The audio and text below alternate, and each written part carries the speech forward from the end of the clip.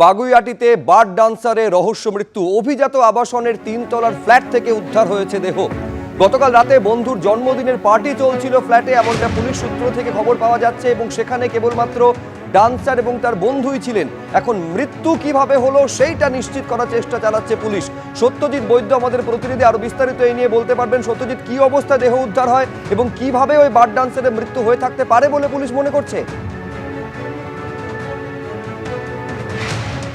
দেখো সুপ্রজিৎ, তোমাকে প্রথমেই বলি যে আমি যেখানে দাঁড়িয়ে আছি এটা হচ্ছে বাগুইআটি দেশবন্ধু নগর, এবং দেশবন্ধু নগরের এই যে ফ্ল্যাট থেকে দেহ উদ্ধার হয়েছে, এই যে 4 তলার যে ফ্ল্যাটটা তুমি দেখতে পাচ্ছ, যে বাইরে থেকে তালা বন্ধ করে রেখেছে পুলিশ, এই ফ্ল্যাটের দরজা ভেঙে কিন্তু পুলিশ দেহ উদ্ধার করে। ঠিক কি ঘটেছিল, সকাল 10টা নাগাদ এখান থেকে এই ফ্ল্যাটের ভিতর থেকে এক যুবকের চেঁচামেচির আওয়াজ পায় প্রতিবেশীরা, এবং তারপর যেমনটা জানা যায় যে তার কাছে চাবি নেই এবং তার যে বন্ধু অর্থাৎ এই ফ্ল্যাটের যে মালিক সে অচৈতন্য অবস্থায় পড়ে আছে, এবং তারপর পুলিশে খবর যায় এবং শেষ পর্যন্ত এখান থেকে দেহ উদ্ধার হয়।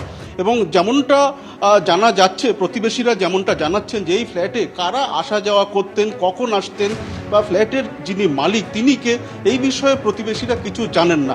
কিন্তু গতকাল রাতভর প্রায় এখানে যে পার্টি চলেছে সে বিষয়ে নিশ্চিত। এবং সেই ফ্ল্যাটের ছবি তুমি দেখছো, এই ফ্ল্যাটে একের পর এক দরজা, সমস্ত দরজা তালাবন্ধ ছিল, যে তালার চাবি ওই যুবকের কাছে ছিল না, যে কারণে প্রথমের যে কোলাপসেবল গেট সেই গেট কিন্তু পুলিশকে ভাঙতে হয় এবং তারপরে দরজা তালা ভেঙে কিন্তু দেহ উদ্ধার করা হয়। ইতিমধ্যে দেহ ময়নাতদন্তে পাঠানো হয়েছে। ঠিক কী অবস্থায় দেহ পাওয়া গিয়েছে, পুলিশ সূত্রে যেমনটা খবর যে বিছানার মধ্যে দেহ শায়িত ছিল এবং তার গলায় আঘাতের চিহ্ন ছিল। সেক্ষেত্রে কিন্তু বেশ কয়েকটি সন্দেহ বা রহস্য ঘনীভূত হচ্ছে, যেটা বলা যেতে পারে যে এখানে কিন্তু রহস্য রয়েছে যে এই আঘাতের চিহ্ন কিভাবে এলো, তাহলে কি তাকে খুন করা হয়েছে, নাকি এই মৃত্যুর পেছনে অন্য কোনো রহস্য রয়েছে। এবং এই যুবক যে গতকাল রাত থেকে ছিল, তুমি যেমনটা জানো যে গতকাল রাতে যে পার্টি ছিল সেই পার্টিতে এই যুবক এবং তার বান্ধবী শুধু উপস্থিত ছিলেন এই ফ্ল্যাটে, এবং তার কাছে চাবি না থাকায় তিনি বেরোতে পারেননি। তাকে ইতিমধ্যে পুলিশ আটক করেছে। ঠিক কি ঘটনা ঘটেছে সেই বিষয়ে তদন্ত চালাচ্ছে পুলিশ। ধন্যবাদ সত্যি। অভিষিক্তার কাছে প্রিন্স আনোয়ার শাহ রোড কানেক্টরে 3টি গাড়ি সংঘর্ষ, দুর্ঘটনায় আহত হয়েছেন 2 জন। একজন 75 বছরের বৃদ্ধ এবং এক অটো চালক আহত হয়েছেন। তাদেরকে হাসপাতালে নিয়ে যাওয়া হয়। হাসপাতালে চিকিৎসার পর আত্মীয়ের সঙ্গে অটোয় বাড়ি ফিরছিলেন বৃদ্ধ, আর তখনই ভুল রুটে এসে একটি এক ক্যাব অটোয় ধাক্কা মারে। এরপরই পাশ দিয়ে যাওয়া গাড়ির সঙ্গে অটোটির ধাক্কা লাগে। 3টি গাড়ি একেবারে দুমড়ে মুচড়ে যায়।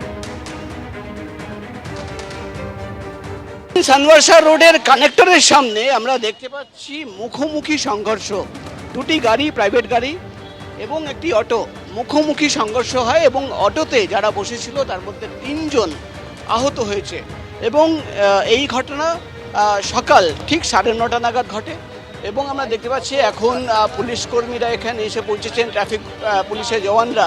তারা এখান থেকে যে অটো আটকে ছিল, আমরা দেখতে পাচ্ছি অটো কিন্তু সামনে রীতিমতো কিন্তু দুমড়ে মুচড়ে গেছে, এবং অটোতে যারা বসেছিল তারা কিন্তু গুরুতরভাবে আহত হয়েছে। তাদের চিকিৎসা চলছে।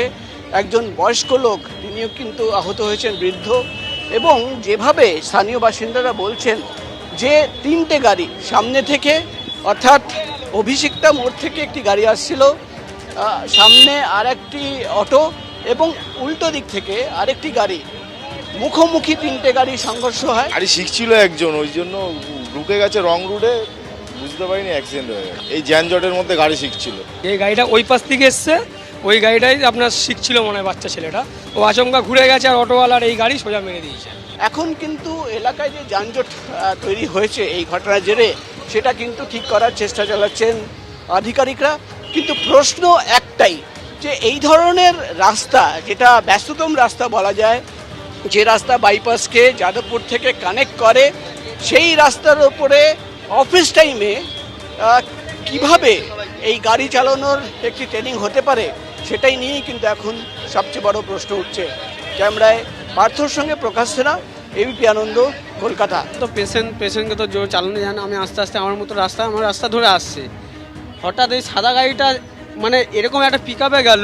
আমি তো আমার ব্রেক দাঁড়িয়ে গেছি, আমাকে মারলো প্রথম, মেরে এবার পিছন দিয়ে ওই যে গাড়িটা ছিল পিছনে আর একটা গাড়ি ছিল আমাদের, ওই গাড়িটাও পিক আপ কন্ট্রোল না করতে গিয়ে উনিও আমাদের মেরেছে, দুদিক দিয়ে আমাদেরই মেরেছে। কিন্তু কিছু জানি না, আমার পা ঢুকে গেছে, মাথাটা কাছের মধ্যে লেগেছে, হাতটা লেগেছে, আমি ওই মধ্যে লাফতে লাফতে ওই ড্রাইভার পালিয়ে গেছে। একটা বাচ্চা ছেলে ছিল, এইটুকুনি আমি দেখতে পেয়েছি।